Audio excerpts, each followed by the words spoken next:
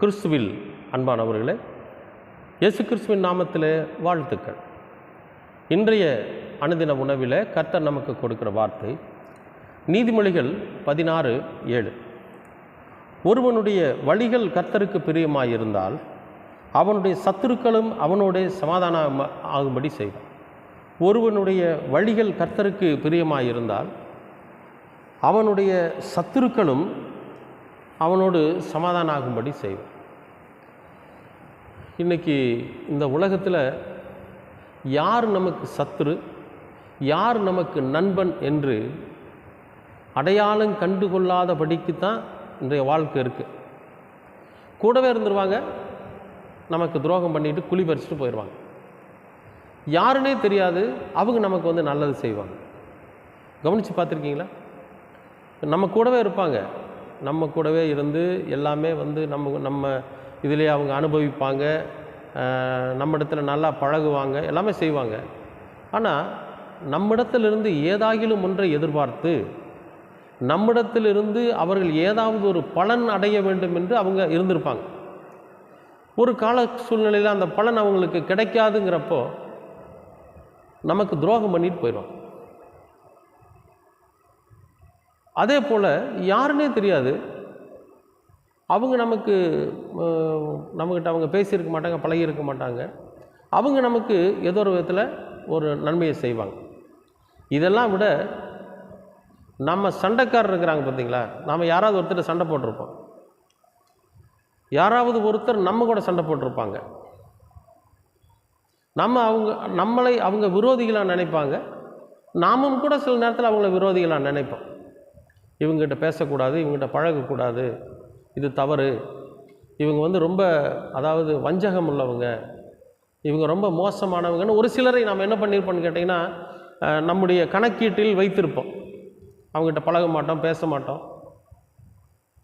இப்போது அவர்களும் நம்ம இடத்துல நண்பர்கள் ஆவாங்க. எப்போன்னு கேட்டிங்கன்னா, நாம் கர்த்தருக்கு பயந்து நடக்கிறப்போ. என்னங்க கர்த்தருக்கு பயந்து நடந்துட்டால் உள்ள எல்லாருமே நண்பர்கள் ஆயிடுவாங்களா அப்படின்னா, நாம் கடவுளுக்கு பயந்து நடக்கிறப்போ நம்மால் வேறு யாருக்கும் எந்த தீங்கும் நடக்காது. இப்போ நல்லா கவனிக்கணும். ஏன் கர்த்தருக்கு பயந்து நடந்தால் உன் சத்துரு உனக்கு சிநேகிதன் ஆகிறான் அப்படி எதனால் அப்படின்னா, நாம் கடவுளுக்கு நாம் பயந்து நடக்கிறப்போ நம்மால் யாருக்கும் எந்த தீங்கும் நடக்காது. நாம் யாரையும் விரோதிக்க மாட்டோம். நாம் யாருக்கும் எந்த விதமான ஒரு தீங்கோ அல்லது எந்த விதமான துரோகமோ நம்ம பண்ண மாட்டோம். ஏன்னா நம்முடைய கர்த்தர் அப்படிப்பட்டவர். நமக்கு கர்த்தர் அதை கற்றுக் கொடுத்து கொண்டே இருப்பார். கர்த்தருடைய வழிகளிலே துரோகம் கிடையாது, கர்த்தரோட வழியிலே தீமைகள் கிடையாது, கர்த்தரோட வழியில் விபச்சாரம் கிடையாது, கர்த்தருடைய வழியில் எந்த விதமான வன்கண்ணும் கிடையாது, பொய் கிடையாது.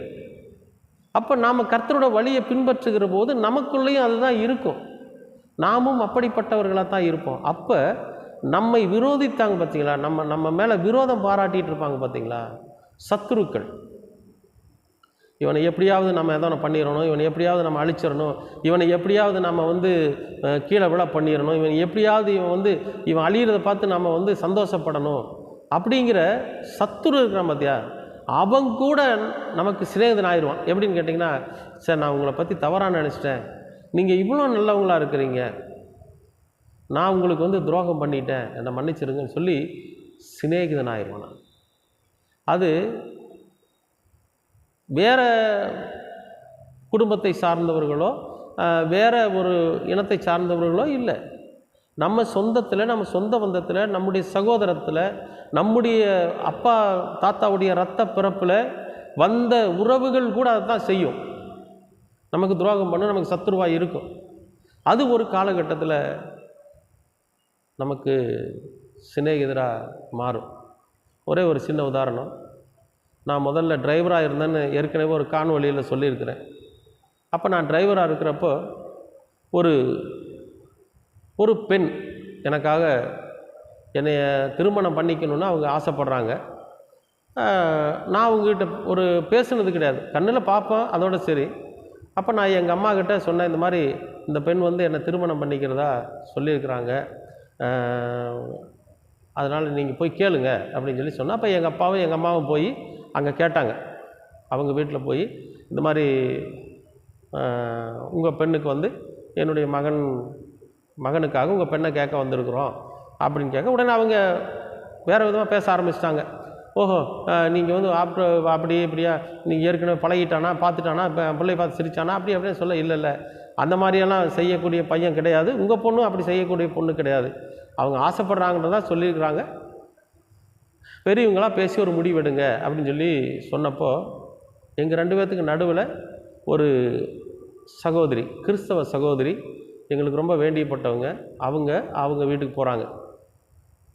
எங்கள் அம்மா என்ன பண்ணாங்க, நேராக அவங்கக்கிட்ட போய் இந்த மாதிரி இப்படி அந்த பொண்ணு சொல்லியிருக்குது, நாங்களும் போய் கேட்டோம், நீங்களும் ஒரு வார்த்தை, ஏன்னா நீங்கள் அவங்க ரொம்ப நெருக்கமாக இருக்கிறீங்க, ஒரு வார்த்தை கேளுங்க அப்படின்னு சொல்லி அவங்ககிட்ட சொல்ல, அவங்க நேராக அங்கே போய், இன்னும் அந்த பையனுக்கு வந்து உங்கள் பிள்ளைய கேட்டாங்களாமா, அப்படிக்கிது நீங்கள் கொடுத்துடாதீங்க, அவன் ரொம்ப அயோக்கியத்தனமான பையன், அவன் டிரைவராக ஓடிட்டுருக்கிறான், உங்கள் பிள்ளை ஒரு டீச்சராக வேலைக்கு போகிறா, ஒரு டிரைவருக்கு போய் உங்களுடைய பிள்ளையை கொடுத்து அவன் வாழ்க்கையை கெடுத்துடாதீங்க, டிரைவர்களுக்கு எல்லா கெட்ட பழக்கமும் இருக்கும், ரெண்டாவது அவன் ரொம்ப மோசமான பையன், அவன் ரவுடி, அவன் ஆளை பார்த்தாவே பாருங்கள் எப்படி இருக்கிறான்னு, அவங்ககிட்ட ஒரு மென்மையான முகமே கிடையாது அப்படின்னெல்லாம் சொல்லி இதை எப்படி தடை பண்ணணுமோ அப்படி தடை பண்ணிட்டாங்க. எங்ககிட்ட வந்து என்ன சொன்னாங்கன்னு கேட்டிங்கன்னா, இந்த மாதிரி அக்கா நாங்கள் போய் பேசுகிறோம், ஆனால் அவங்க அதுக்கு உடன்படலை, பரவாயில்ல விடுங்க அப்படி இப்படின்னு சொல்லி எங்கள் அப்பா அம்மா சமாதானப்படுத்தி என்னையும் சமாதானப்படுத்திட்டாங்க.